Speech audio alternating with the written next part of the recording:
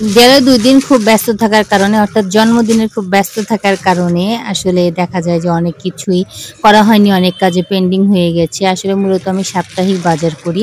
যার জন্য একটা সপ্তাহে আসলে কতটুকু মুরগি মাংস লাগবে, কতটুকু মাছ লাগবে সেগুলো প্রসেস করে ফ্রিজে রেখে দেই এবং বৃহস্পতিবার আমি কাঁচা বাজার করি। এটা আমি আপনাদের সাথে এর আগেও শেয়ার করেছি। যার কারণে আমার শুক্রবার, শনিবার কোথাও বের হতে হয় না এবং টোটাল কিছু সংগ্রহ করে আসলে রান্নাবান্না করি এবং ফ্রিজে রেখে দেই। যেহেতু আমার আসলে প্রতিদিন রান্না করার সময় হয় না, সেহেতু আমাকে ওই ২ টা দিনে রান্না করতে হয়। তো যাই হোক আমি আজকে মাছ নিয়েছি। মূলত আমি যে দোকান থেকে মাছ নেই, সেই দোকানে আসলে মাছ ছিল না, অন্য দোকান থেকে মাছ নিয়েছি। ২ টা দোকান থেকে মাছ নিয়েছি, রুই মাছ নিয়েছি এবং কালবাউস মাছ নিয়েছি। তো আসলে মাছগুলো কাটা যেন আজকে কেমন হয়েছে আমি দেখিয়ে দিয়েছি তারপরেও। তো মুরগিও নিয়েছি। আসলে মেয়েদের তো আসলে কত কিছু করতে হয়, শুধু জিনিস আনলেই হয় না। আমি না হয় বাজার করেছি, কিন্তু যারা পুরুষ আছেন, বাইরে থেকে যারা আসার সময় বাজার করে নিয়ে আসেন, শুধু বাজার করে নিয়ে এসে অনেক ক্রেডিট দেখান। কিন্তু সেই বাজারটা আসলে ঠিকঠাক মতো প্রসেস করে এবং ফ্রিজিং করা বা ঠিকঠাক মতো রেখে দেওয়া কিন্তু আসলে অনেক কঠিন ব্যাপার। তো আসলে মাছ, মুরগি নিয়ে আসার পরে কিন্তু আসলে আমার একটুও ভালো লাগছিল না। আমি একটু রেস্ট নিচ্ছি। আর আসলে আজকে আমার শরীরটাও যেন কেমন লাগছে আরকি।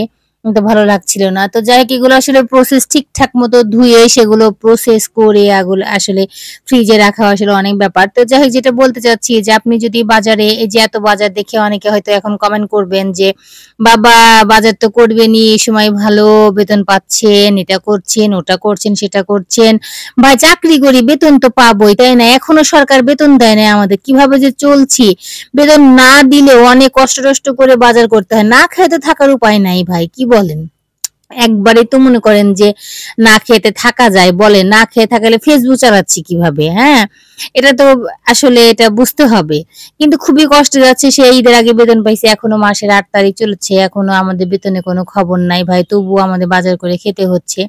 এটাই বড় বিষয়। বাজারে যখন যাবেন আপনি বড় মাছ নিতে যাবেন, ওই সময় ভালো মাছ নেন এটা সেটা হাবি-জাবি।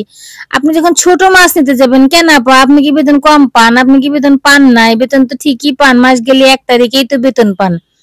এই যে বাজারওয়ালাদের এবং কিছু মানুষের যে ভ্রান্ত ধারণা যে এমপিওভুক্ত শিক্ষকরা মাসের ১ তারিখেই বেতন যে পায়, এটা আসলে একদম কি বলবো আরকি। তখন তাদেরকে বুঝাতে হয় যে না আসলে আমাদের ১ তারিখে বেতন হয় না। আমাদের বেতন হতে আমাদের কত কিছু করতে হয়। আমাদের বেতন তুলতে আমাদের এটা করতে হয়, ওটা করতে হয়, সেটা করতে হয়। আমাদের কর্মকর্তা অনেক সময় থাকে না। এটার কারণে ওটার কারণে আমাদের দেখা যায় যে আমাদের বেতন অনেক দেরি হয়। এটা প্রতি মাসে আজ ১০ বছর হলো চাকরি করতেছি। আমি মনে করি যে শুধুমাত্র এই যে ২০২৫ সালের জানুয়ারি মাসের ১ তারিখে বেতন পাইছিলাম। একদম ঠিকঠাক ১ম ইএফটির মাধ্যমে বেতন পাইলাম।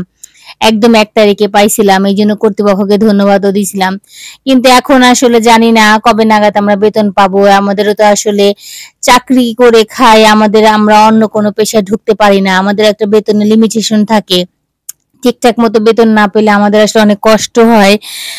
জানি না এই দুঃখ আসলে বেসরকারি এমপিওভুক্ত শিক্ষকদের দুঃখ আসলে কবে বুঝবে। তে আসলে যে যারা বেতন দিচ্ছেন তারা যদি না বোঝেন তাহলে আমরা কি করব? খামোখা যে যারা বাজারে বসে মাছ-টাছ, ফল-টল বিক্রি করেন তাদের দোষ দিয়েই বা লাভ কি? আমি বড় মাছ কিনতে যাব সেখানেও কথা শুনতে হয়, ছোট মাছ কিনতে যাব সেখানেও কথা শুনতে হয়। কম করে জিনিস কিনলেও কিপটুস হয়ে যাই, বেশি করে জিনিস কিনলেও বড়লোক হয়ে যাই। আমি তো ভাই কিপটা আর বড়লোকের মাঝামাঝির মধ্যে পড়ে গেছি। হ্যাঁ, কিপটাও হতে পারি না, বড়লোকিও হতে পারি না। তো যাই হোক আসলে অনেক কিছুই শেয়ার করলাম।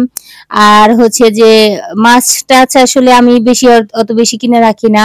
যেহেতু আমার বাসার কাছে আসলে বাজার, সেহেতু খুব বেশি কিনে রাখার প্রয়োজন হয় না। যখন যেটা প্রয়োজন বাজার থেকে নিয়ে আসি।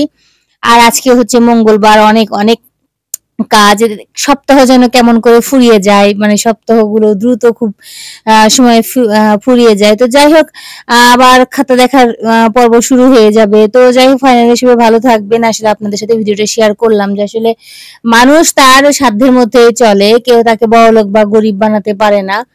আর আমরা যদি আমাদের ঠিকঠাক মতো বেতনটা পাই, বেতন এখনো পাই নাই, আমাদের কষ্টের কথা কাকে বলবো বলেন? এই ফেসবুককে বলবো না কাকে বলবো বলেন? আপনাকে বলবো, তাকে বলবো, তাকে বলবো?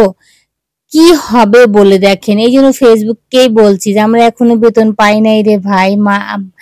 সপ্তাহের ৮ টা দিন চলে গেল, মাসের ৮ টা দিন চলে গেল। আমরা এখনো বেতন পাই নাই ভাই। আমাদেরকে বেতন দেন। সবাই ভালো